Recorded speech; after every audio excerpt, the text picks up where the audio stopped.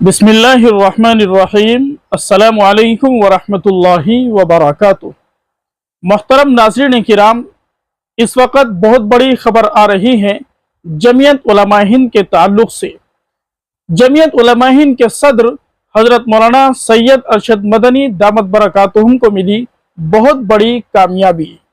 جمعیت علماء ہند کی محنت اور کاوشوں کی بدولت ہلدوانی کیس معاملے میں 50 ملزمین کو ضمانت مل چکی ہے۔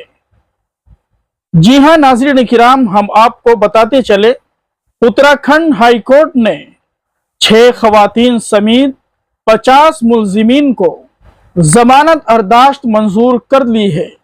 جمعیت علماء ہند کے صدر امیر الہند حضرت مولانا سید ارشد مدنی دامت برکاتہم کی ہدایت پر تمام ملزمین کو قانونی امداد فراہم کی ہے۔